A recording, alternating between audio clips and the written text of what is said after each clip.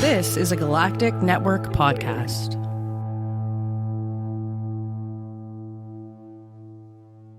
The Podcast of Terror is a great podcast. It's covering movies that are not for children, and thus this podcast is not for children.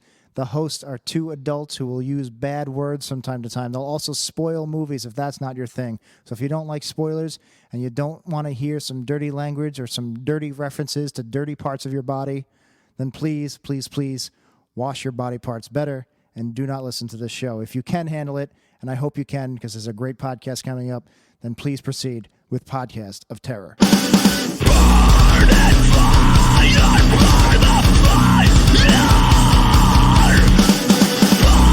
and fire, burn the fire. I think that's what it's called, Horizon something. Oh, the Horizon Zero Dawn or whatever? Yeah, that's it. Yeah. So that's one a key thing for her, too, is she wants a female lead character. She wants to preferably choose the lead character that she makes for it. Tony Hawk used to have a great creative skater, and then for some reason they started dumping the idea of creating the skater or getting rid of having a female skater at all, and that pissed her off, and it pisses me off too, because that was a good entry point for her to get into the games, is that she could sit there and make somebody who looked representative of what she wanted to look like. Right. Which is very important to her as a person who draws and designs things and stuff.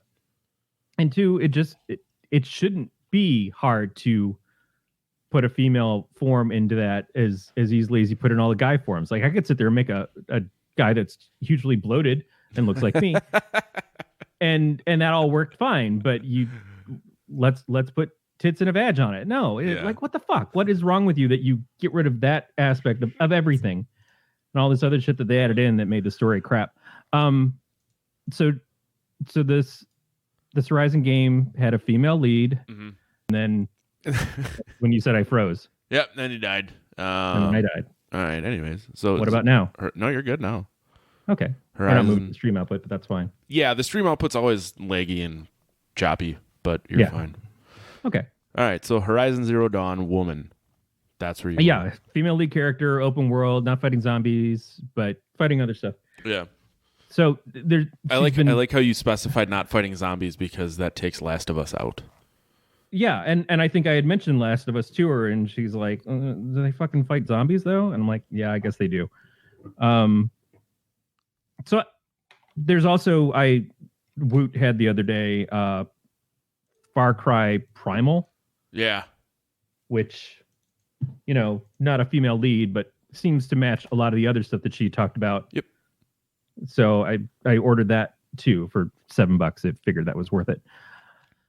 But yeah, I wanted to find a game that's optimized for her, and most of that stuff is on systems. She's not going to sit and play it on a computer. She plays The Sims on her laptop while she watches everything on TV. But I'm not the hardcore gamer. I am finding that I've been relaxing playing games though. The Zelda game might be a bit too much for me, the new Switch one. But I play the classic one from the Super NES, A Link to the Past. Mm-hmm. Like I play that and I just kind of relax, and I zone out in the way that I zone out on City of Heroes, although I curse a lot more. You say you're playing Breath of the Wild? Is that what you said? I played Breath of the Wild until 5:00 in the morning, Saturday before last. Okay. And so I haven't gotten back to it. Not because I'm not enjoying it, but it's a weird. And that's what I've heard. I haven't gotten it because you have to obsess over it. Well, and that's the thing. I was like, I don't know. Like, I really like the old ones. Like I like Link's Awakening and stuff, but I don't know if I'd like Breath of the Wild. Yeah. And they have a Link's Awakening for the Switch. Yep. Yeah, I played the shit out of that one. Yeah. And my mom got me the Kingdom Hearts 1 and 2, like the whole saga so far for the PS4. Because same kind of gameplay is what I was used to from Zelda, but with Disney characters. I'm like, how the fuck can you go wrong with that? So I haven't opened it up, but I had played the first two briefly on my PlayStation 2 when I had it, and like I said, I really liked it. But I am finding, because the way that the living room set up maybe, or I don't know why, but I'm playing games more, and it's a more relaxing thing than it was at the old house, Yeah. Or I guess we were sat further back from the TV. Like I remember coming home one day and Aaron had moved one of the chairs up towards the TV, like 4 feet from it to sit and play in front of it. It's not like it's a small TV. We could see it from across the room. Well, yeah, but it's so much better when you're just right next to it. When you're right into it. That's I think that's another key about PC gaming. And I think that's one thing that the Switch got right is that you can take it off the TV and play it like a handheld. And there's definitely something in the handheld experience of just having it right there as your whole focus. Yeah. And not having all the extraneous things around it. Which is both good and dangerous. Like I don't need to be up until 5 o'clock in the morning playing games anymore. I got other shit I need to do. Like trying to write for a whole Friday and not doing a goddamn lick of it, but still had a good time. You don't need to, but you want to. There are times that I want to. And so having these two new systems gives me the opportunity when I'm in that mood. Right. I guess the biggest thing is being able to stop and just to stop before 5 a.m. And part of that is not playing online games so much anymore. Like City Heroes is one thing, but I always kind of solo in that. And I haven't played it in a couple months now. But that idea of this is your social life and the game, that kind of makes it tougher. When I used to play City Heroes with friends and we would plan around playing together, like I'd get home and, oh yeah, I got to jump on because Chris and Scott and Luna are going to be on there. Yeah. Which, again, fun because they were also people that I was friends with in real life, but it is like another obligation of do this thing and it wipes out the chance of doing much else. But I was younger then and didn't sleep at all. Now I like to sleep more. I'm old. I'm fragile. I mean, I got a cold right at Christmas Day and had it through most of my time off. So way to go. I mean, I think I was sick on most of my time off too, but such is life. I'd rather be sick and be able to be home. Right. That's a good point. You made a point. Now I forgot. Oh, the kind of gaming. So when you're talking about like when people are playing and you go on, like I find that if I start playing with people, I play longer and neglect everything else. Right. So a lot of times if I have shit to do or things that I want to accomplish that day, I will just not say anything to people. Yeah, like you and Jack and a couple others were playing games together and stuff. I was totally interested in being a part of that because you're all people that I love to hang out with. Oh, it's way different than podcasting with Jack. Well, yeah, I'm sure. It's way too fucking serious, and I'm so bad at it that a lot of times I would just leave.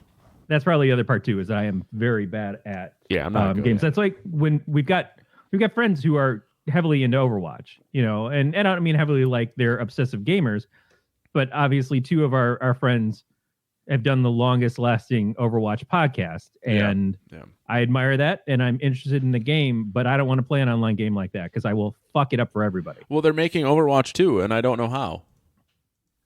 What do you do with it? That's what I'm saying. Like I never paid enough attention to know what the story is, but yeah, how do you make a second one? And I would prefer that to be a story. It's a bunch of like superhero type characters. Yeah. And that world looks like it should be a Pixar movie. Mm-hmm. And I'm totally into that. Mm-hmm. But you know, it's an online like arena style game, and that's exactly the kind of shit I don't excel at. I need to be left the fuck alone. I need to be left alone, and I need to be kind of handheld through a game. You know, that's another problem with the Zelda games. Is the new one especially is just like, oh, go do whatever. Fuck whatever, man. I need instructions, and I will ignore instructions happily, but I still need the possibility that if I just go, well, shit, you know, slot A doesn't fit into tab X or whatever. I know that now, but you got to be able to tell me. Like even on the fucking Zelda game that I beat a bunch of times, A Link to the Past, I got to the Dark World and I'm a rabbit. And I'm like, why the fuck am I a rabbit? Something's got to happen because I got to go to this temple and I keep going to the temple and the door doesn't open. Nothing is making sense. But it's like, go to the fucking temple, dude. How did I miss this? So I go on my phone. Thank God we don't need fucking guides anymore. I go on my phone, I look it up, and it's like, yeah, you got to grab this pearl. Where the fuck is the pearl? Well, you know that temple you just got to get to the Dark World? Yeah, you missed the pearl, ass nuts. Oh, shit, I totally missed the pearl because you just let me. You didn't tell me. You got to give me some fucking sign that this is important. Like, hey, here's this box you got to get to. I fucking forgot that. I'm old. I'm not thinking a lot on this shit. This is how I mess up my brain so I can go to sleep at night. But if I'm going to go to sleep, you can't leave me as a rabbit. I'm going to be obsessed the whole fucking night. Like, why am I hopping around? Where's my goddamn master sword that I fought so hard to get? Get me the fuck out of this. And now it's like, oh, I got the pearl. Oh, and there's a giant monkey who wants me to give him rupees so I can get in the temple. Great. That's fine. That's all I need. Just walk me through a little bit. So I'm in the process of playing Fallen Order at this present time. Like, that's what I was playing when you text me. And I'm like, I got to get to a point where I can stop. Otherwise, I'm not going to be fucking happy. And like that game holds your hand a little bit. If you're trying to do a puzzle and you're not moving, you're not progressing, it'll give you a hint. But when you look at the map, like if you can go a direction at this point in time, it will be yellow. If you can't yet, it'll be red. And then if you can, like once you can, it turns green. So it's like makes total sense. It's kind of hand holding, but like there's no fast travel. So when you get to the end of the map and your ship is on the other end of the map, you have to fucking walk all the way back through, which is kind of frustrating. But it's been a very enjoyable game. Yeah, I remember Warcraft when they introduced mounts and stuff, and it was you had to be a certain level. Like how big of a difference that made. Because I one time I briefly played Warcraft because someone bought it for me and they're like, "Oh, play this," and I'm like, "I'll play it," but I'm kind of a City of Heroes guy. But I wound up getting on some underground rail car system that went through. It was beautiful. It was animated so nice because you're like on this thing and you're looking out the windows and you're seeing the water go by and all these sea creatures and stuff that you'd never see otherwise. Yeah, it was amazing. But then all of a sudden I'm in this whole other part of the world. I'm like, how the fuck do I get home? Yeah, that's part of the reason I stopped playing World of Warcraft, because I'm like, I don't know, like all of a sudden I'd get somewhere, I'm like, I don't know where the fuck I am. Yeah, I don't want my fucking wall to have to look like a murder chart and I'm some obsessed cop who got taken off the force because he can't let the case go. I need my wall to look like a wall that I can like look up sometimes and go, oh yeah, I'm actually in reality. I'm not Link. I can go to bed now, or I can eat a meal. That's not pizza rolls. But fuck yeah, pizza rolls. And just like did I bring something up with the pizza rolls? I haven't had pizza rolls in a long time. Shit, we had them yesterday. Really? So that's another thing too. Pizza rolls, Totino's. Yeah, gotta go Totino's. Don't go off-brand. Fuck that. So I made the batch of pizza rolls, and then we finished them. And Aaron's like, "Are there any more?" I'm like, "There's a whole other fucking half bag that I can go make again." Yeah. And that in itself is a problem with how Totino's pitches things. Is like the first thing it says about the cooking instructions is if you cook 20, it takes 10 to 12 minutes. Who the fuck is going to stop at the 20? Like, eat 20 dicks in 10 to 12 minutes. Wow. Don't fucking tell me, like, we're not going to go for the full 40 or a half bag. I'm buying a 90 pizza roll bag. I'm not making 20 pizza rolls. I'm not a child. Jesus. Wow, you really went there. I really went there. It really made me want a calzone, which pizza rolls are just tiny calzones. Tiny calzones with two inside options. Stuff anything. You stuff fucking pasta. Yeah. You make egg rolls. Yeah. You do mozzarella sticks, especially if they're beer battered. Yeah. I think we talked about this before. Yeah. Like, just put shit in other shit, and it makes me so happy. Mm-hmm. My dream is for Alton Brown to do a turducken episode. And I know he never will because he thinks stuffing is evil. And, I don't really want a turducken, but I want to watch him make it. I fucking totally want a turducken. You can order them online. I thought about it. We had gone to this like little grocery store that closed up pretty soon after. It was failing. Became a Walmart grocery, which is strange. Huh. But we went there and they had I think a vegan turducken one year. And we took a picture of it. We're just like, what part of this makes any sense? Like, we made fake meat to taste like 3 different kinds of birds, 3 different kinds, and then stuffed them into each other. I found a picture of it. It is gross. Green box, right? Well, it's just a picture of the turducken cut open. Oh, okay. Oh, and then is it the vegan one? Yeah. Apparently, there's a YouTube Granny Potty Mouth. Oh, that makes more sense. Granny Potty Mouth makes a fucking vegan turducken. Yeah, because I had a buddy of mine used to be vegetarian, and he would always eat tofurkey, and and it's like, fuck, it's like, it doesn't even look like a turkey. It's just like a loaf. Yep. And it's just the fucking most disgusting texture ever. In a lot of ways, that sounds like it's perfect for me because I don't like food that looks like an animal. I don't want it to be something I recognize. Yeah. Debone the chicken. I can't eat chicken on a bone. That fucks me up with all the sinew and shit in there. Yeah. I like my stuff very, very processed. So I don't have to think about it. I'm a typical American. That's why I like the McDonald's. That's why I like the Taco Bell and shit, is because it's unrecognizable from real food. And mostly doesn't contain any real food. I heard Taco Bell. You did. They got some new items on the menu. Oh shit! The Nacho Crunch Double Stack Taco. The Chipotle Cheddar Double Stack Taco. The Reaper Ranch Double Stack Taco. What is the Reaper Ranch? They use the Reaper, Carolina Reaper hot sauce in the ranch. Okay, it just sounded like that should be a straight up Texas Chainsaw for today. It'll Texas Chainsaw your butthole. It's gonna burn. They also got a deluxe box. I think they actually did that in Texas Chainsaw. Yeah, or at least part 2. They totally hit someone in the asshole. This is my new favorite thing that the Taco Bell website has: sodium warnings. So the deluxe box is the first item with a sodium warning. It looks like it's got a chalupa, a Dorito taco, and some sort of bean burrito. And then this item, which I'm very excited. I'm so excited I clicked on it. The Nacho Party Pack. It's just a big fucking box full of nachos. Sodium warning. What does the sodium warning look like? Do they have like a giant bucket of water and it shows the levels of like how much you're going to retain? It's a yield sign with a salt shaker in it. It just says sodium warning. It doesn't tell you how much sodium. Oh, wait, we can totally look. How much sodium is too much sodium? Calorie and sodium warnings on fast food menus are like speed limits at night. They're suggestions at best. No one's looking at that. Just no one looks at a stop sign at 2:30 in the morning. Man, this is fucking... There's 3,640 milligrams of sodium. That sounds like a lot, but then I don't know. I used to salt my fries like they were the Sahara Beach. Yeah, see, I like salt. I like salt a lot. The joke there is Sahara doesn't have a beach, kids. Heyo. Let's see. You can't see how much sodium's in the deluxe box because you can edit it. Huh. You can edit the deluxe box, so it can't tell you. Yeah. It's like at your own risk. Yeah. And in case you're thirsty, there's the electric blue raspberry freeze. And then just a blue raspberry freeze. Huh, interesting. What's the difference between the blue raspberry and electric raspberry? It just puts like some sort of shock collar on your nads. There's a green slime in it. Is that because you ate the nacho box? Yeah. Classic like blue raspberry freeze. We had no choice but to turn all the flavor all the way up. Turn all the flavor. It doesn't all the way up. It doesn't say what they did to turn up the flavor. There's just like, paired with a sour swirl. Gotcha. Oh, okay. Gotcha. Okay. So the the Chihuahua jizz is just sour swirl.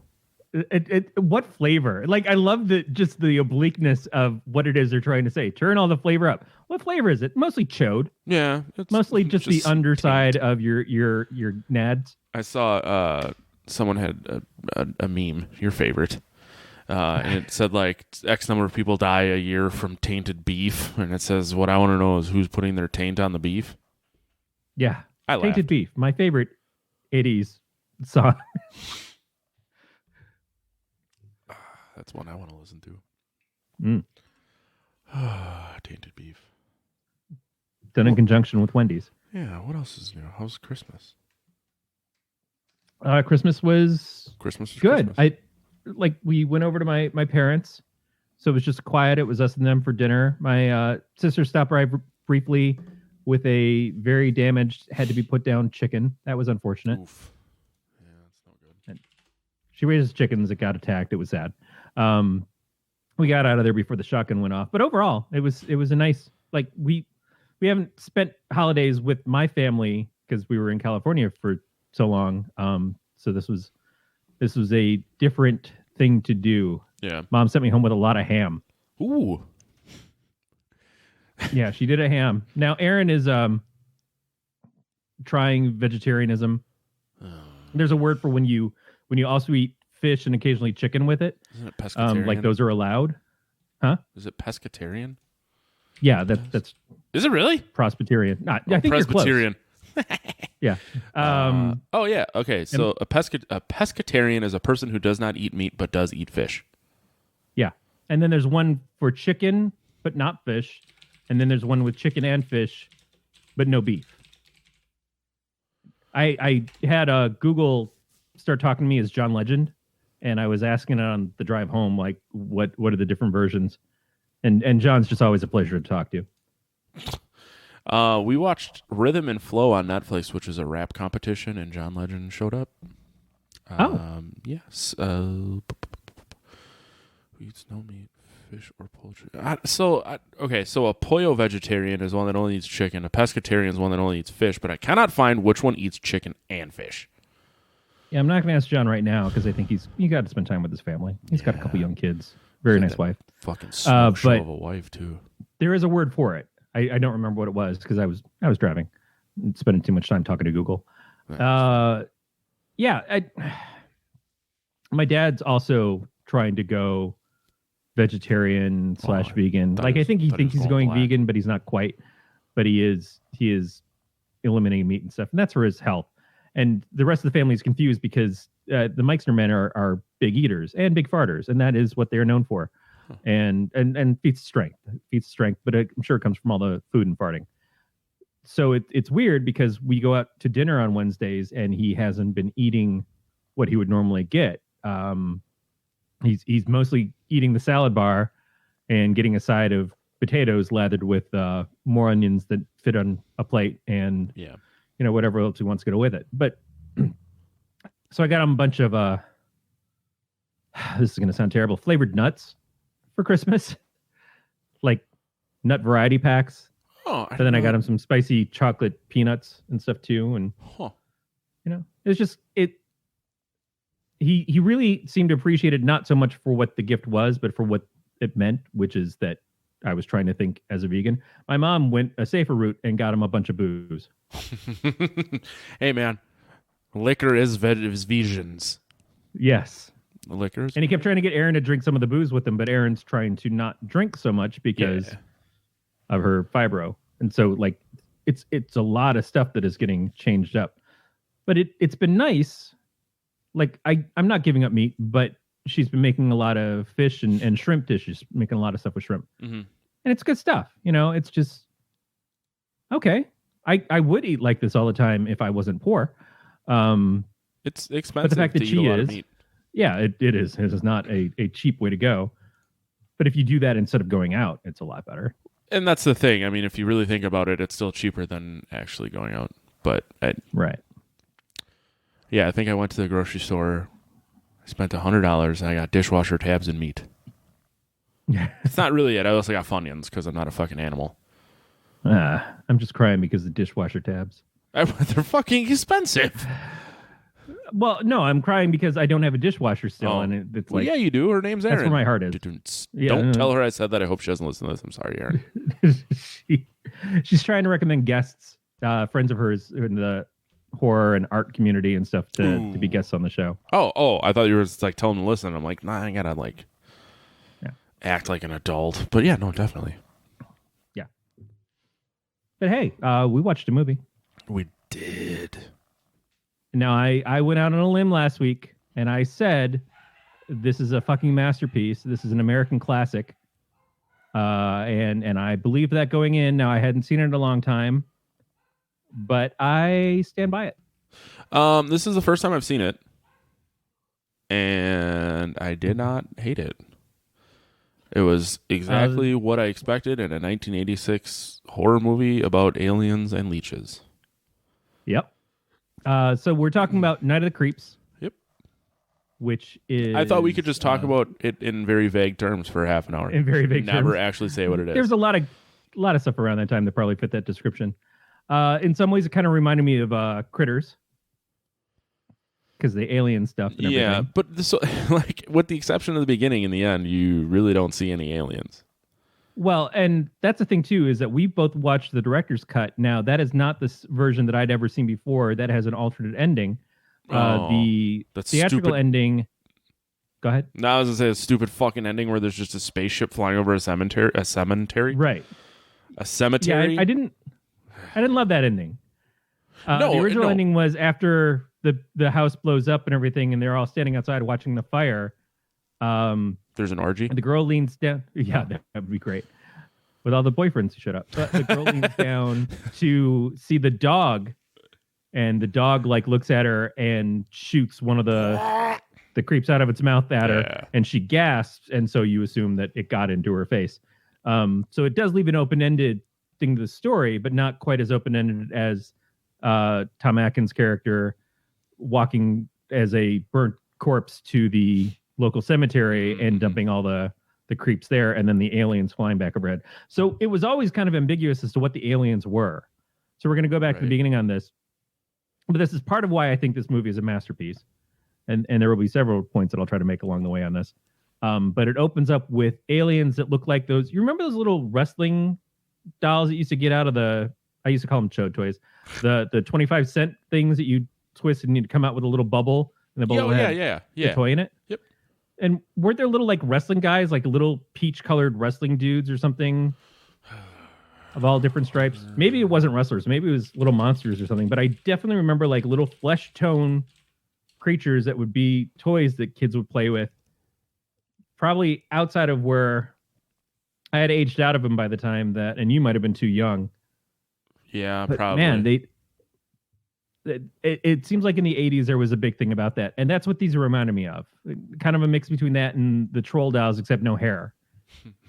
and so it opens on a spaceship, and the quarters are running down on the spaceship. One alien is running away, and he's got this big tube with him, and these other two aliens are chasing after him. They're all naked as shit, and they're firing guns at this dude, and he's trying to get this pipe into a thing to shoot it out into space. So Aaron and I were discussing this as we were watching it. Now, Aaron and I have seen this movie a lot. We're big fans. And we're talking about the aliens, and other than the fact that they're naked babies, I was like, so what do you think is the motivation going on here? Like, why is the guy trying to shoot these things out into space? Is it A, he is, trying to infect other places and protect this species from being destroyed, and the other guys are trying to kill him and kill them or whatever? Or is it B, the other dudes are like Paul Reiser in Aliens, and they want to protect the species so they can make money off of it, and this guy's trying to get rid of it so it doesn't affect their home planet. Like he's the Ripley, and they're the fuck-alls.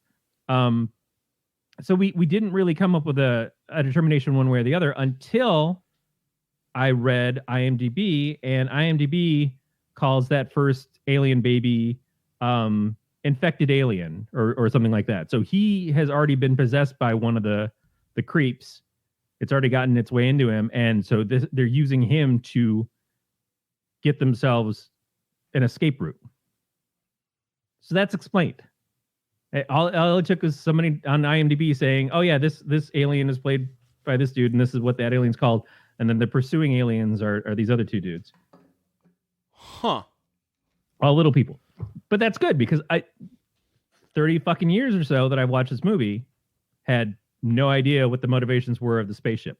Although the spaceship is the part that I always remember the least, because it is very quick at the beginning, 5 minutes in, and it's done. And like I said, if you haven't seen the director's cut, you never get anything else of it again. Right. It is what it is. It's an explanation of why they're on the planet, but it almost has nothing to do with the rest of the story, which is fine. But I think that's brilliant because it does just enough. So the first part of this is huge sci-fi spaceship. Like someone put all this stuff together to do this scene, and then it's done and it's out. And I don't know if they got like used stuff from another set or something, but cool. Like I'm already on board. Like you convinced me that it's one kind of movie, and then it's not, because then it goes to the 50s. Right. And what did you think at this point? Like, what did you think you were getting into? Well, so I turned it on, and Alyssa was like, "Oh, you said old movie. I expected black and white." So it starts in color or whatever, and then it goes to black and white. I'm like, "Hey, remember when I said it wasn't in black and white?"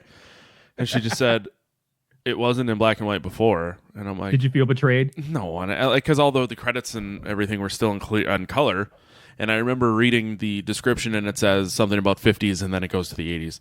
Yeah. So I knew it was happening. I was just trying to be an ass, and she was not enjoying it. But I guess like if they just would have explained something about the aliens or how the creeps got to Earth in that first 2 minutes or whatever, that would make a lot more sense. With the whole fucking movie would make just a lot more sense. Yeah. Or take the first 2 minutes out and just start it in the 50s. No explanation. Well, I mean, we Right. do get into this like cryogenics thing too. Eventually. Right, but even that doesn't need. You don't need the spaceship part for it. Right. Because No, that's what I'm saying is that the cryogenics thing means that there's this science lab that's local to the college or in the college, which is way more advanced than what the fucking college should have. Like, I know we pay universities pretty well for a lot of bullshit that they don't have to have. Right. Most of that's sports. But it's still, it's like, shit. Like, if you got a cryogenics lab that nobody there seemed to know about, or the two younger guys at least don't know about, but they were sent to that building to get a dead body, which I thought was kind of funny. Then the fuck, you could have alien creep things that you've made. That it's just it gives an explanation for a zombie outbreak that usually isn't really given. You know, most zombie outbreak movies are some sort of like governmental experiment gas, but they never really tell you. Like Return of the Living Dead doesn't tell you, but you see that the gas canisters open up and start infecting people. Right. This have you ever watched? Gives you an explanation that's beyond. It's just the government doing it. Yeah. Have you ever watched the second one? Return of the Living Dead? No, I'm sorry. Night of the Creeps 2. Oh, I didn't know there was a Night of the Creeps 2. I could have swore that there was one, and it came out in like 2007. Oh shit! I'm all about that if that's the case. Let me see. Oh, maybe I'm wrong. I could have swore I saw it though. Because most of these, Aaron and I were talking about this. She looked it up. She's like, most of these people didn't do anything after this. I'm like, well, they did stuff for a while. So there was supposed to be a second one, and then it was canceled in October of this year. And Tom Atkins has said that he would love to go back. This is his favorite movie that he's ever done, and he would love to go back and work with Decker again. I mean, it's certainly a fun movie. Yeah, it's definitely, and like, not that many people from this went on to having high profile careers. Like the Brad was the grandson on Mama's Family. Yeah. The Bradster. All I remember is giving beer to what's his face. I know his real name. I can't think of what his name was in the movie, which is really bad because I just fucking watched this movie. But David Paymer, I think, is probably the most popular actor from this, and he plays the guy who's working in the lab that's trying to get his digital code to get in the room. Yeah. That guy's been in a ton of stuff. He was in Payback with I guess it makes sense because he was in that with the dude from Lethal Weapon. Oh shit. Mel Gibson. He was in Get Shorty. I think he's been in a lot of stuff, but he's a character actor. He's one of those guys who's never really the lead, but he's in so much stuff. But this might have been like one of his first roles because he looked really young there. I'm looking. Nope. But most of these guys, like Jason Lively, who played Chris, was Rusty Griswold in the second Vacation movie. That's what I was trying to My think Good of. Man. Yes. He asked me for drugs. What's that? He asked me for drugs. He did? Yes. You met him? Yes. I'm so impressed with that. Drank all our beer and then asked for drugs. Jill Wetlow, who is Cynthia, the only thing I'd ever seen her in besides this was she was the perfume girl in Weird Science. Like, not big names from this. Tom Atkins, I see in a lot of stuff, but Aaron always looks at Dennis Farina, who was doing Comcast commercials and things, and she'd point at him and she'd go, "Thrill Me," and I'm like, that's not the Thrill Me guy. Doesn't matter. They're interchangeable. They've got mustaches and gray hair. Tom Atkins is in The Collected. The yes. Okay. I didn't know if I'd have to explain that one to you or not. No, he's in a lot of stuff, but again, not the most well-known actor, but I didn't realize they made an Equalizer TV show. Oh yeah, that's where that started. It was a TV show. Oh, then that's became the 80s. Holy shit. Okay, never mind. Yeah. He was in Lethal Weapon. I'll be damned. Yes. So that's another thing, too. So Lethal Weapon was written by Shane Black. Shane Black worked on the script with Thomas Dekker.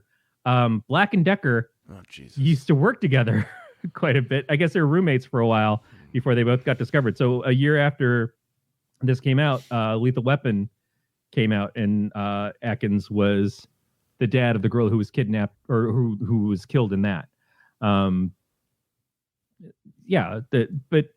I believe Dekker also worked on The Predator with Shane Black that came out last year. I think so. Yeah, because it was Christmas themed Predator. So if it's Christmas, it's got to be Shane Black doing it. Yeah. But Dekker also, the year after this, did Monster Squad. Huh. Did not know that. I got on like a Dekker kick because Monster Squad we'd done with Erica on the show already, but there were other movies that I was like, oh, I didn't know he did that. Oh, I didn't know that. So I've downloaded If Looks Could Kill, the Richard Grieco movie, and there was another one that he did that I can't recall. But like, I'm gonna fucking watch a bunch of Frank Dekker shit. Anyway, so we've gone to black and white. Yes, and we find out that this girl who's in this sorority is dating this new dude. She has an ex-boyfriend who became a cop, and I guess it's not cool in the 50s. You can't have a boyfriend who's a cop when you're in college. I don't quite understand that. He's got a career path ahead of him, but yeah. So like her roommate's giving us all the lowdown on this, and scans over to her, and then they're up at Lookout Point. Now I've seen it too many goddamn times to not think it, but I looked at Aaron and I said immediately, like them sitting in the front of the car, just kind of like almost arm's length away from each other and just looking up the sky. I went to the scene in Animal House where the girl has got the rubber gloves on and is just jerking off her douchebag boyfriend in the front seat. Like that's exactly, I couldn't help but do that. Yeah. And it's such an iconic movie that in 86, I assumed that must have been their whole viewpoint of like doing the scene. I know every show and movie that takes place in the 50s has a Lookout Point. Happy Days, I'm sure, had one. But shit, man, like they're just sitting there in the car, not making out. There's a hand job happening, right? Well, he probably was like, come on, just touch it. It'll be cool. It's like, oh, I touch it around there. He's like, just come on, just touch it a little bit. And well, she also makes the offer to the axe murderer later on. Not to him, but she's trying to call her boyfriend back as he's going out in the woods, leaving her on the side of the road. Like, if you come back, I'll let you feel me up, essentially. Well, and that, you know what? Sometimes you got to know what you're good at. Sometimes the only thing you're good at is being a hooer. If I got to give it away to get back home, then I'll give it away. Yeah. But so then this goes through the whole like very classic idea of the axe murderer. The kids hear it on the radio, sitting in their car, and they're supposed to go home, and they ignore it, and then the axe murderer shows up and kills them. That is Fireside Story at camp. Like everybody has fucking heard that story a billion times, and it's so perfect. So again, second scene in the first 10 minutes of the film, we've switched genres. We not so much, but we kind of gone from sci-fi to classic 50s horror axe murderer thing, all this stuff, and like totally different from where it starts. And it takes you down this whole path of the axe murderer showing up and killing them and all that.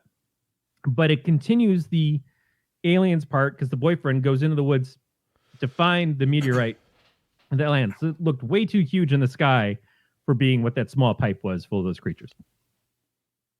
And he only absorbs one.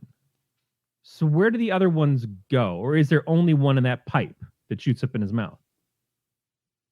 Like, is it the everlasting gobstopper of space aliens? Because it's like one is enough for anybody. Well, it never really says anything about the fact that if like you need one or you need more. But it sounded later when they talked about how the leech goes in through your mouth and then you walk around while it incubates. So it probably hatches more. So it only takes one for you to get fucked, and then you can shoot out multiple. But I'm still kind of like, but if you're going to shoot your shot and you're only shooting one out to this planet and hoping that that's it, Like it's kind of like the Kal-El Yeah. of alien brain eaters. Is like, we're going to send you to Earth. You're going to have magic powers and fuck things up for everybody. I guess if you're like more recent versions of Superman, but so yeah, so he gets this thing, and the axe murderer kills the girlfriend, and then it blanks out again, and suddenly we're in modern day for the 80s, college, at the same college, but now here's our third kind of scene of like a whole different place and time, and it changes the feel again, and I'm super impressed by this. Like there's two kind of not false starts, because they're important to what comes, but they are like, we're setting you up with this one kind of movie, and now we're backing away and we're setting you up with this other kind of movie, and we back away, and then we give you this third movie, and it's like, I told you that story so I could tell you this one. Yeah.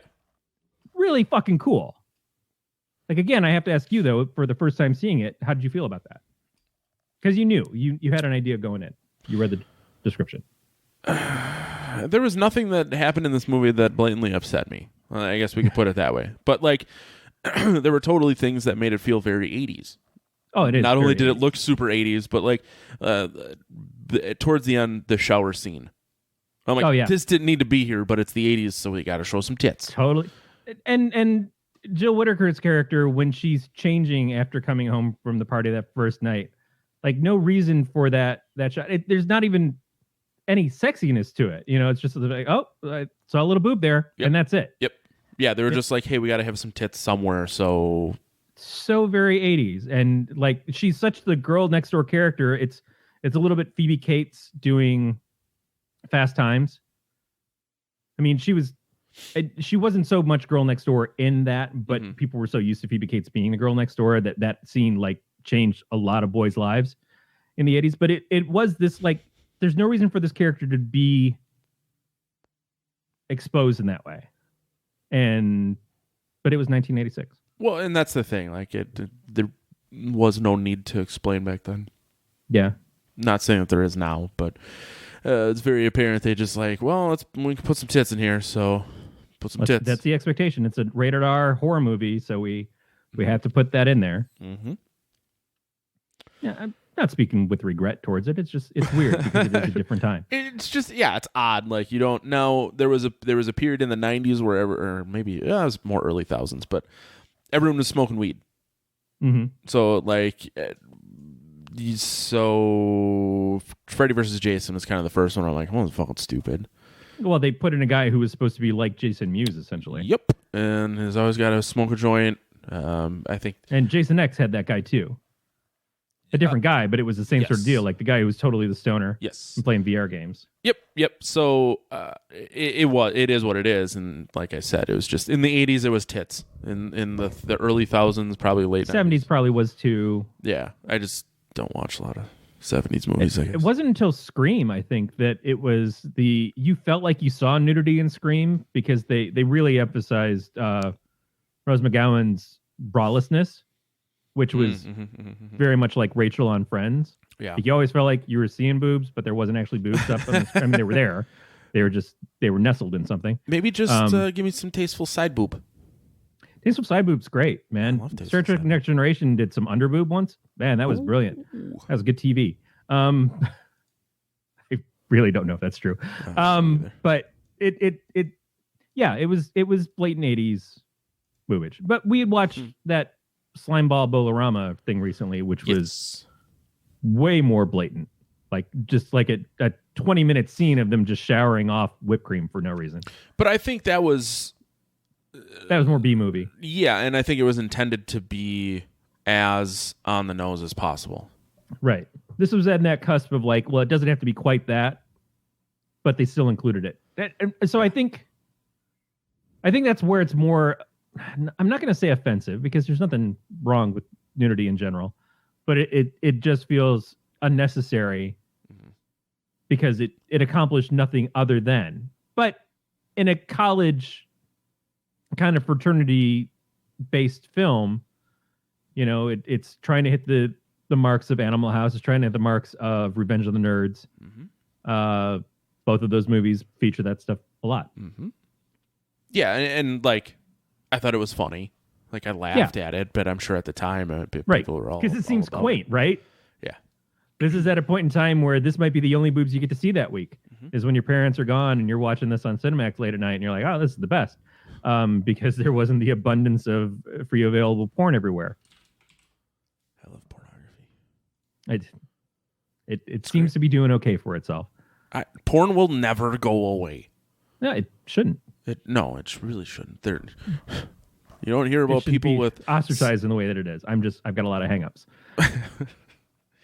You got to have some, and I realize that this may take you into a tangent, but you kind of have to respect an industry that has been the deciding factor for video technology moving forward. Oh, absolutely. I also like the fact that with the internet, especially, is that it's become something that is more controlled by the people who make it, that star in it, as opposed to people who take advantage of stars, and that there is the opportunity for women to be in more control of what it is they're doing and who they're doing it with and doing it for, and their connections with the audience directly, as opposed to having somebody who kind of oversees and, gets them hooked on drugs and does this other shit. Right. Like, I don't have a lot of the, ins and outs of porn, but it seems to me like there is an opportunity there that is starting to be met. But then we're also in the same era that was doing a lot of that stuff with Craigslist and then fucked it up for Craigslist and fucked it up for sex workers that use Craigslist. It's too bad. With anything good, there's like a seedy underbelly. Yes. So By the way, seedy underbelly, my favorite Pornhub category. Seedy underbelly compilation. That is best. I thought it was way off. Like, there's no way that it's actually a category. Now you hear it out loud, and I think, oh shit, that might actually be a category. I don't know if it's necessarily going to be a full category, as it might just be like a search criteria. God. There's a real quick way to figure this one out. No, please don't. Okay. All right. Good. I'm glad you stopped me because I was going to do it. Until we've got like a little more time before you do the full category read again. Oh no, I was just going to do some. Moment. I was just going to search Pornhub real quick, see where we can get. No big deal. Where are we in this movie? I don't know. Maybe we should start tagging these with the Pornhub stuff because we need the SEO. Pornhub may sponsor the show. Just saying. That would be lovely. I think I have too many. You would probably have to eliminate me as a host. What? I have too many hangups for them to like be. Well, Matt's on it. Matt gets us. Corey's he's a straight. He's a fucking narc in hiding. No, but you did bring up seated underbelly. Right. They may be like, holy shit, that's genius. Well, I am also the one who came up with mixing Uber Eats and the morning after of like having your date go off but bring her a sandwich too. Uber after? Yeah, Uber after. Uber after. Happily Uber after. Happily Uber after. Man, speaking of breakfast, I last weekend ate at a place. I can't believe I didn't mention this last weekend when I talked to you, but the pancakes were fucking bigger than the plate and 2 inches thick. Yeah. Thought of you. Across the street has pancakes like that. Yeah. I mean, I love pancakes. I don't eat them that often, but like that's a steal right there. You want big fluffy pancakes and you want that feeling of regret. Like you want to be 2/3 through it and going, there's not a fucking way I can eat any more of this. But then you shove in more butter and syrup and you go, yeah, I'm going to do it. I'm going to hate myself for the rest of the week. Yep. But wow. Bigfluffyasses.com. That is a joy. Like I keep forgetting when I go across the street. I went across a couple weeks ago and I got the biscuits and gravy. Mm-hmm. And anytime a menu in the Midwest offers a half portion, and you think, well, why would I spend only $1 more and get the full portion? I should just get that. No, get the fucking half portion. It's not about the money. It's about how you're going to feel about yourself later. Well, I don't want to tell you how to live your life, but you could just stop. Yeah, but I know. Oh, trust me, I know how it is. Man, I not only hate wasting food, I hate wasting food that I'm enjoying. Well, I want to keep eating it. Take it home. Eat that shit later. You got second breakfast. Is there like a reheat on pancakes or biscuits? Like, is that something that's okay? Biscuits that are already submerged in gravy. I feel like you hit your wall. Like it's been dampened, Yeah, it's not going to come back well. It's not going to be as terrific as the first go around. But now, if I go home and I make myself up some little sausage links and then I wrap that in the pancake, that's a possibility. I could do that. Because that's what I usually try to do anyways. If I'm in a place that doesn't make pigs in a blanket, I'm going to make some goddamn pigs in a blanket. You're just going to give me the works, and I'm going to do it and I'm going to make you embarrassed for yourself that you didn't do this right the first time. There's got all the ingredients. There's a gas station chain. I don't know. That was a hard one to think of. It's Wisconsin and Minnesota, and I think some in Iowa, called Quick Trips. KW, not to be confused with the QUICKs or QUIKs that are in the South. Mm-hmm. They have maple pancake wrapped sausage on a stick. Yeah, and like I want to say that like Foster's Farms or somebody makes some of those too. Like, yeah, they're fucking amazing. And like nine days a week, I get that doesn't make sense. They're always on sale for $1. I know. I saw them this morning when I went to get groceries, and I almost fucking ate like 9 of them. Instead, I ate 0. And do you ever use them as a sex toy? I don't think my wife would be happy with that. Is shoving them in your mouth as close as you get to needing them to be a sex toy? Well, yes. Just put it in my mouth. Did you just get a boner? No, I just heard a whoop slippers. And then like a slap sound, and then you look down and look very surprised. Like, ooh, I didn't know I could still do that. My slippers don't have backs to them, and they're not like clogs. They're just open back. And the chair's a little tall, so sometimes I like hang my foot off the end, and the slipper just falls.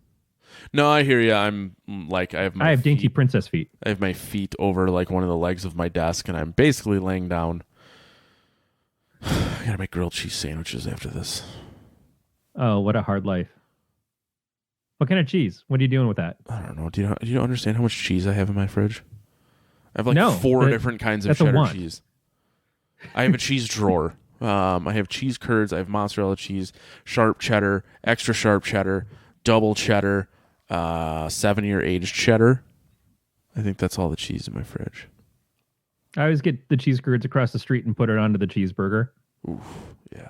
Crush that shit up and make that happen. Yeah. Because there was Ike's out in California. I've said this many times. Ike's has mozzarella sticks that they'll put on some sandwiches. And there's a difference between how a cheese curd tastes versus a mozzarella stick, but it's still pretty good. You know, get that fried cheese. Don't just put. I'm never going to complain that you just put some cheese on my burger. That's what I want. I'm a human being, but if you can fry that cheese and then put it on there, so it's got a good crust. Fuck yes. The cheese curds I have are fresh cheese curds, which most people don't understand. Do you fry them? No. Ah, they're not breaded. Yeah, but you can do that. I know, but a lot of people don't understand that there's a difference. Yes. So like when we met Erica and Dan and we gave them cheese curds, they like fucking had no idea that these things existed. And they're like, we've only seen fried ones in a couple bars, and I'm like, this is where it's at. I will microwave a bowl of those things and then just use like pita chips or a fork, a little bit of salt, fork. Oof. Then my face feels greasy. No, I'm similar in that my go-to snack for a long time as a kid, other than the cream cheese mixed with sugar, was taking chocolate chips and peanut butter chips and butterscotch chips, and mixing them up in a bowl and then melting them a little bit and swirling that up so it was just like one big glop of chocolate heaven. And then if you have the means and you want to dip some graham crackers in that, graham crackers. I really like that you said graham crackers. I wasn't going to let that one go. I'm glad you acknowledged it because I love graham crackers now. It sounds like when your grandma shits in her diaper. It sounds like you should make like graham cracker butts and put that melted chocolate in it and then just have it sort of drip out a hole in the back. And you have to like break off bits and scrape up that stuff before it drips all over you. Like you don't get a cup to keep it in. You got to hold a graham cracker. You just got to suck the hole that is made on the back. It's an adventure and a treat. Oh, wow. This really took a turn. Yeah. Are we done with the movie? No, we've just gotten to the 80s, man. Yeah, that's what I thought. Yeah. We should probably stay on track here because I got to make grilled cheese sandwiches after this. Yeah. All All right. So in the 50s, cop catches the ex-murder killing his ex-girlfriend who broke up with him, and the new boyfriend gets a creep in his face, and he becomes a zombie later. So in the 80s, these two guys are walking around, Chris and JC. Also, all the characters have last names that are based off of horror directors like Cronenberg and shit like that. It's fun. It's a good time. Yeah, it's kind of a cool idea. It's an homage to the greats. But so Chris is aside from being a ginger, he's kind of the uptight guy who gets crushes on girls and doesn't do very well. JC, very forward thinking, has to use crutches because of a disability, and is also the funny one because you got to give him something. And really well acted. I like JC a lot. Like as far as best friends who kind of lead you around. JC and stuff. Chazé? Huh? Different. I was JC from Backstreet Boys, or is it NSYNC? No. I think we're talking about different No, JCs. I don't have a favorite Backstreet Boy. The ones who don't sing are my favorites. But no, none he's of just, them? There's this impassioned speech he gives where he's talking to Chris back in the room later on when Chris is all pissed off about how the night went, and now he's always making jokes. And she's like, motherfucker, like I have to be up and cool and fun for you to keep you happy, and you don't appreciate it. And it's just like this long bit, but I'm like, this is well written and well acted. Like how he gives his speech, that's fucking prize winning material there. That should get like not a Razzie, but something good, something happy. At least ain't. Yeah. But so Chris sees this girl across the parking lot and thinks she's hot, and JC's like, all right, fine, I'll go find out information for you. So if I were this party at the Betas house, the Betas, which is always basically like, they have a sign that says Betas do it better. It's just say you're in second place. Say you missed your fucking opportunity to be an alpha, and now you're beta, and this is your second choice frat. I really like that. Yes. I think Brad was my favorite part. I'm not gonna lie. Brad was great. Brad, the first time you see Brad, he has no skin pigment at all. He's just, I thought it was a vampire movie for a second, because later on when they show him as a zombie, he looks like he's got more tone. Yep. You saw more sun after he died. After death. After death. Thank you. At night. I kept thinking after birth. Yep. And that whole room of dudes, like I asked Aaron, I said, do you think they just went to like the local gay bar and grabbed every early 20s looking dude and said, follow us for much fast rides, and like, because that whole room of extras, like they were just so spot on douchey frat boys. It was wonderful, but ain't none of them straight. And you can tell because when Brad takes Jill home later, he drops her off. He's like, I'm sorry, it's an early night. I got to go back and hang out with the guys. Ride their dicks. Yeah, man, these aren't going to suck themselves. I'm just telling you. Right.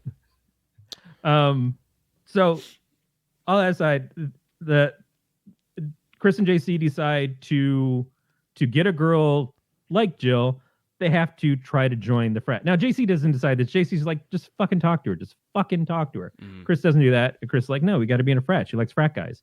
Obviously, because she is, we find out, dating the lead frat guy in this. Again, very typical 80s. Frat guys are terrible. Unless you're Delta or a Trilam. But in this regard, yeah, frat guys are terrible. Nerds rule. That's where we were starting. We were starting to get like the nerds are actually the cool dudes. Man, that's because nerds the guys who write film scripts. Jocks go and hit each other with balls. Nerds need pussy too, Corey. What? Nerds need pussy too. Yes, need. It's a need. It's not a given. No, that's a good. We had to work for it in my day. Oof. I didn't work for it. I didn't really. You didn't get any. I waited a long time. Yeah, I waited a long time. No, I was bad at it. There was a couple of times when I just said no. Nancy Reagan got to me. Then you get married and realize when you say no, it's a death curse. It kind of is. Yeah. So they get challenged by the sorority thing that happened in Slimeball Bolorama. They get told, okay, to do this, you have to go do this thing for us. And in this case, it's like, go find a dead body, put it on the steps of one of the other competing fraternities, and then we'll let you in. And they have no intention of letting him in because they're dicks. Yeah. But assholes. they let him go. And it's like, okay, go find a dead body in the middle of the night at a college. Shouldn't be that easy. Apparently kind of was. They knew which building to go to. What? And they go in. That's the thing. Like, why go to a lab instead of just the fucking morgue? But, I guess it depends on where you think you can get one and get it out.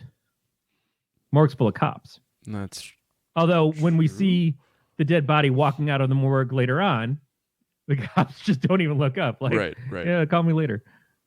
There is the line that is said by Thrill Me Dude, which is dead bodies don't just get up and walk away themselves. Same line was used in Monster Squad. Yes, it was. Slightly different context, but yeah. Yep. So they go and they find this room that is a cryogenics lab. And so there's a body that's in this tube that they've been holding. I don't understand why that would be cryogenically sealed. Like they found it intact. Like that's a part we don't get in the flashback to the 50s, is that it's the boyfriend of the girl who gets axe murdered, who is the ex-girlfriend of the cop. But somehow that guy gets captured and put in cryogenics. They don't explain why he was chosen for this, but maybe because he died and they couldn't find a cause immediately, and they're just like, we're just going to freeze him. I mean, just freezer pop that shit. There was like or maybe they know. There was a very real assumption that there was going to be a second one with how this movie ended. So I'm guessing that they probably assumed that there would be a second one because that's all they did in the 80s were make, 8 movies based off of one. And they're like, we'll just deal with this later. In 86, I think that was still kind of a new thing. Like we would get sequels. We were getting sequels to Halloween. And we were getting sequels to Friday the 13th. But Nightmare on Elm Street was still kind of new. And it getting the sequels that it did, by 86, it must have been at like Freddy 2. I don't even know if we got into Dream Warriors yet. So I don't know how likely it is that they expected a sequel from the script. But it's also explanation that could have been put in there that didn't make it. Right. And not necessary. Like it doesn't kill the enjoyment, but it is that like with all the things they do go through trying to explain to you why there's a cryogenics lab at the college and why is this guy in the cryogenics lab and how they gone the 30 years or so since he was found to not do anything with them, to not find the creatures that are there. Yeah. They just keep him frozen and keep watching him and have a whole bunch of machines around that just have flashing lights. Terrible computers. Yeah. I mean, I guess we could sit and be nitpicky all day, but it was the 80s. It was a different time. It was the 80s. That's exactly what I said to my wife. It was a different time. Because when the officer comes in and puts out a cigarette on the floor in the crime scene, she's like, just dropped a cigarette in the crime scene and stomped it out. I'm like, we didn't have DNA at this point. Well, in the 50s, the cop is holding the girl's disembodied arm without a glove on. Yeah. Or the hand. You only see the hand. I assumed it was the entire arm, but yeah, which probably smelled like her boyfriend at that point. As we already established. She put it in his butt. So they go. They release the body. And in trying to drag it out, like I'm impressed with how far they were willing to go with this. Trying to drag it out, the body like opens its eyes and grabs a hold of JC's arms. They freak out and they run away, quote unquote, screaming like banshees. I would too. Which is a very fun line in this. Yeah. And then the body walks across campus, goes to the same room where he had met up with his girlfriend earlier in the movie, which is where now the new girl stays and like sees her. And then he falls over, completely spent. The creeps pop out his brain and go crawling around the campus. We good so far? Yeah, I watched it. All I right. actually watched the movie. Yeah, I know. There's a first time for everything, so at this point, there's a first time. So what do you think so far? I mean, I didn't hate it. Like I said, I didn't hate it. I didn't expect much. Other than the small plot point where it goes from the 50s to the 80s. That's all I knew about it. I knew nothing going into it. I also didn't expect a whole lot. What do you think about the creeps? Yeah. Like, I wasn't blown away. I'm like, oh, this is fucking so cool. For 86, though, for the way those things move around, I thought it was pretty well done. I thought they were kind of cool, and like, you know, the idea that they jump into your mouth and whatever was different. Have you seen Slither? I feel like I have, but I also want James Gunn's movie. It has Nathan Fillion and Elizabeth Banks and a lot of good people. Also somebody from Payback. Now that I think about it, but very similar into these. Yes, I have seen Slither. Kind of creatures. Yeah, going around, getting in people's mouths, possesses them. Yep. You know, keeps breeding. Takes it to a different level. Yeah, and obviously it takes it to the 2006 level, right, where everything has to be a little more visual. 20 years later, kind of thing. It gives you a lot, and James Gunn's scripting is really good. Although so is this. It's funny to me because Night of the Creeps had done it 20 years before. Yeah, and when I watch the two of them, I know there's some differences in where the technology is, but Night of the Creeps holds up as being pretty good in what it does. When JC's in the bathroom and he's hiding from them, and they're moving across the floors. Yes, I know that they're on wires, but you don't see the wires until like one scene later on when they're shooting out of the axe murderer's mouth. Right. Still, though, I mean, I didn't even notice that they were on wires. I didn't think about the fact of how that they were doing this. Right. I guess to the movie's credit is like I didn't even think twice about how in the 80s they were making these worms come out of someone's mouth. Yeah. So I guess that brings us to the point of JC, unfortunately, separating himself from Chris so he can get to know the girl. And he's in the bathroom, and the janitor, seen them earlier, had come in and died, and the creeps popped out of his head. JC realizes something's wrong, uses some matches, which I assume he was going to use to kill whatever he did in the bathroom. Uses some matches and kills one of them, so realizes the heat affects them. But the most important part of the scene is the fact that behind him on the wall, it says Stryper rules. And that's why this movie is important. I saw that and I thought of you. Stryper does rule. Yes. That was written by Kyle Sweet. I don't think she had married Michael yet, but that was Michael Sweet, the lead singer of Stryper's eventual wife. Huh. And she wrote that on there. And then I guess there's also some reference to the Monster Squad written on one of the walls too. Like Call the Monster Squad, which came out a year later. So that's why I felt like we had to do this movie. That's the only reason. We can stop talking about it now. Oh. Okay. No, I'm kidding. Okay. So what JC does is he tapes himself and he leaves the tape for Chris talking about what the creatures are, what he's kind of discovered, and the fact that he kills them. And then he walks without the use of his crutches to, I guess, like the boiler room or something like that to kill them. And you see that they've all kind of melted outside of his head as they broke free. Yep. I thought that was neat. It is different because we don't see anybody else. Really, we see them walk around, but we don't see anybody else like talking and communicating when they've been infected. He's the only one who has that moment of like continuing to like be sort of normal while this is happening. And I don't know how fast and everything he moved to do this, but he can walk faster now, so that's important. But that leads to the Chris and the cop like getting together to go and fight the rest of them.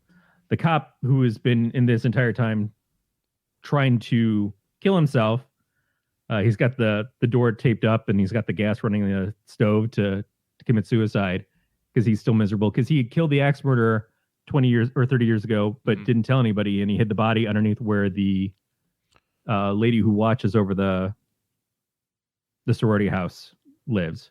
We get a good scene of that where he pops up through the floor and axes her. There's a lot of room for movement for being wrapped up in plastic and coming out with your axe and to just jump through the floor of that. But whatever. And then we get the beautiful moment of the film where all the dudes are getting ready for their dates and all the girls, like we said, have the shower scene as they're getting ready for their formal dance. And then the guys are on the bus and the bus crashes because it sees a dog in the middle of the road. Terrible driver, terrible bus driver. He deserved to die. But they all get infected by the creeps and they come walking up to the house and the cops at the house. He's like, well, the good news is your dates are here. Bad news is they're dead. What a fucking line. What a fucking line. Yeah. Masterpiece. Master P, yeah. I mean, there was I did lose it laughing when later the cop when he goes, good news, girls, your dates are here. Bad news, they're dead. Like, not verbatim. That was probably not anywhere. That is exactly what I just said. But that's what I'm saying. Like, fuck you, Corey. That was probably like easily one of my favorite parts. There was 80s lines like that in the movie that I did really enjoy. His character, I mean, JC and him really make the movie for me. Because they just get fantastic lines through the whole thing. Yep. They were constantly saying "thrill me." He says "thrill me" like 5 times in this. You know, I didn't even notice that until you started saying it. It's such a signature in this. Yeah, I guess now, and I kind of want to go back and rewatch it now because I didn't even notice him saying it once. Every time he picks up the phone and he walks in and he's like, "Thrill me," and he picks up the phone and he's like, "Hey, is this Detective Cameron?" And he's like, "No, it's Mickey Mouse." And then later on, when he walks into the cryogenics crime scene, it's like, "Detective?" He's like, "No, Bullwinkle Moose." He's just like, he's so sarcastic and it's so dumb, but it's perfect. His delivery is so excellent in this, and I just want to see that character continue. And it again, they took out the 2 funniest characters in this, which I guess is probably another 80s trope, is you always kill the funny ones. Into Janessa and Jason X, which is terrible. But it added flavor to a movie that probably could have been very flat without the good writing, without the dialogue. For me, and I don't know if that's why you didn't hate it, or did you want me to hate it? No. No, I'm just always impressed when you like something. It was an enjoyable movie. I mean, I wasn't expecting a whole lot, and it seemed like it didn't try too hard, which I think is why I liked it. Like, they kind of knew what it was, and they stayed in their lane, and it was what it was. Good effects. They had surprisingly good effects. Yeah, the zombified cat, the zombified dog. Overall, yeah, I think it does effectively the Walking Dead kind of thing. Yeah. But with a new excuse as to why, and with added flavor of the fact that those creeps can just jump into anyone. You know, it's not a matter of like you die and you become a zombie. It's these things kill you, breed in you, make more stuff, and you become a zombie. Yeah. Yeah. 100%. Yeah. There's a good scene where Chris is screaming at Cynthia, where he's got the shotgun and he's trying to tell her how to use the flamethrower to he's going to shoot the guys in the face, and then she's got to use the flamethrower and she just seems catatonic. She just seemed like she's not reacting at all. And he's like, Jesus Christ, you just got to make a sign that you understand what I'm talking about. He's like, okay. And he goes and he shoots him, and then she just like takes off with it. I like the fact that, again, as the female lead in this, who's been very sweet and not had a lot of character moments so far, is like she takes charge. She does well. They give her agency. I enjoy that in a film. I know horror movies are better at doing that with female leads than other films, but especially when she's still like the object of affection. She's what he's like kind of hoping for. They can still underserve female characters in that, and they don't do that on this one. Although all of the sorority sisters just do nothing. They walk outside. He's like, well, don't fucking walk outside. They're all dead. They're like, well, we got to go out there. You know, he brought me a corsage. Yeah. So one thing when when he gets the flamethrower out of the cop shop, I don't remember if they said what it was called or whatever, but when the guy who makes a comment about how like if the pilot light goes out, it's a bitch to get back on. So later when they're using it and it goes out, I expected to I fully was waiting for the moment in which the pilot light on this flamethrower would go out, because then they're gonna that's gonna be a moment where the creeps are gonna get super close. I didn't expect it just to go out and then they're just like, fuck it, we're done here. She gets tackled with it, and then he gets tackled, yada, yada, yada. Maybe that was on purpose. Maybe they just, I don't understand why that was even in there if it wasn't foreshadowing of some sort. But, yeah. But it's awesome that it was, is that Dick Miller? Play the guy who's from Gremlins and done everything. He was... He's been in tons of shit, but yes. I think it was Dick Miller. I think he was in the original Little Shop of Horrors and some other stuff. But he was a guy who in Gremlins 2, he and his wife showed up after being attacked in the first one. They come up to the building and he's like, "Oh shit, this stuff again," because he's still freaking out about the Gremlins. It was fun that it was him. It was nice to see him again get a cameo in something, which he gets cameos all the time, or used to. I think he passed away, but.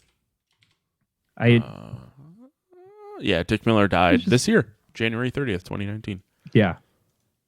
So, always nice to see a classic come back. Yeah. So, I mean, we already described the end of the movie, so do we need to do it again?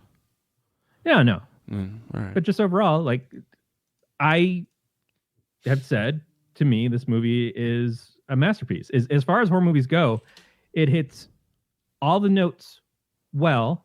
Yeah. And it does some things that I think are inventive and different to kind of make it not just one type of movie, but give you flavors of other stuff, but takes you on a journey the whole way through where it all kind of pays off and makes sense at the end.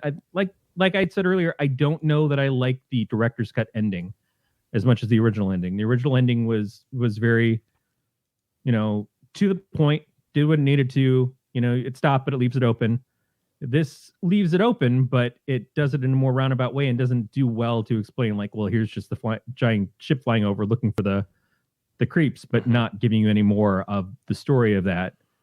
I don't think it brought anything more to it. I think the thing with the dog worked because it was more personal to the two main characters who survived. Yeah, I guess I would kind of... Man, I don't know if I wish I would have seen the original ending first or not. Yeah, I don't know that it loses too much, but it doesn't add anything. And for me, because I'm used to the other one, it just works better. Yeah. Yeah, I mean, I guess I don't know if I would have been happy with the other ending either. Either way, it is what it is. It just ends. The beginning and the end of the movie were dumb, but everything else in the middle was pretty good. Yeah. And I like the dumb of the beginning of the movie because that still feels really 80s, really what sci-fi tried to do with horror. Right. And is that, when did Aliens come out? Because it seems like it's trying to play off of Aliens. 86. 86. So the same year. Mm-hmm. This was August of that year. But it probably didn't have that to draw on. So whatever. I think it did a good job of introducing that element without dwelling on it. Yeah. Whereas Critters had introduced that element and it was a factor throughout the whole movie. You had the two bounty hunters come down to Earth to find the Krites and kill the Krites. Mm-hmm. They were a B plot to that whole thing.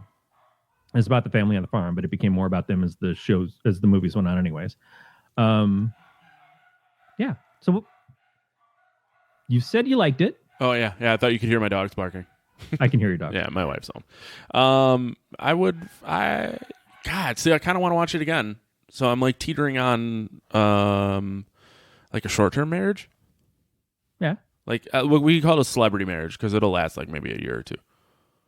Oh, sure. Yeah. How about you? I mean, I already know your answer, but yeah, I'm totally devoted to this. Yeah. You know, which obviously I'm quoting Olivia Newton-John. Shut up. I wasn't going to say anything. Just go. No, I love when it comes to. I don't know if this is what part of developed the kind of horror movies that I'm into. It certainly goes in there with a Night of the Comet, which is around the same time. Yeah. We'll get to that one. But the horror comedy creepiness factor, you know, more than just a simple slasher film. This is my bag. This is totally my bag. This and the penis extender. Totally my bag, baby. Holy shit. All right. What do we do now? We talk about Stuff. Where people can find you on the web. Oh, we also probably should have a movie next week. Oh yeah, what do you want to do next week? Oh, wait. Someone told me something to watch. Please hold. I have to find it. Remember we used to make an effort and do this stuff before the show? No, I think it's better this way. That sounds like a New Year's resolution. God damn it. Where was it? It was probably on fucking Facebook because he's a dildo. I will say I watched a horror movie. I watched a couple on Friday night with that group from the Slasher app. Oh, I'm on the Slasher app. That's where you can find me. Oh, yeah. Captain Temerity on the Slasher app. We watched Double Dragon, which is not a horror movie, but a horrific film. Yeah, it's not good. We watched the original Texas Chainsaw Massacre, and then our add-on for the night of like, we're all still awake and not drunk enough to go to sleep yet. We watched New Year's Evil from 1980. That does not get a recommendation. I'd never seen that. I'd never seen Double Dragon, but New Year's Evil had Pinky Tuscadero from Happy Days in it, and it was god awful. It was just a bloody mess. But there is a time where the guy shows up with a mask that looks like the Mac Tonight. So I really have to wonder if Mac Tonight was based off of the mask that was in this movie. Because it looks so spot on, except it wasn't quite as pointed. Also, Mac Tonight looks like the guy from Cabal or Nightbreed. Anyway, did you find the movie? Yeah, it's a movie called Ready or Not. I'm just trying to ask him which version. Oh, Ready or Not is the one that came out this year. That's what I think. Where? I'm just making sure because there's one from 2009, 2012, 2018. Two of them in 2018. Wow. The one that came out, I think this year, was the one with the girl from the Babysitter that we watched on Netflix. Yep. And I know she was in some other stuff. Oh, she was in that one with Glenn from The Walking Dead where they had that drug that was pumped in the building. They're all killing everybody on their way out. But that looks pretty good. I'd be okay with that if that's what he's talking about. Who's recommending this? It's my buddy JR. He's been on the show. You know, the same. Oh, it is the one from 2019. Same guy who quit our band. Okay. It's a comedy horror mystery. Yes. Okay. Oh, speaking of mysteries, we watched Knives Out last night. Yeah, how was that? That's actually pretty good. I wouldn't say that it's entertaining as a mystery per se, in the sense that it seems kind of obvious. Yeah. But it's really enjoyable. Like the performances are great in it, and it's well written. It's fun. Everybody was really good. I'm glad I saw it finally. Yeah, I've heard a couple people that said they wanted to see it, so now I'm interested. Yeah.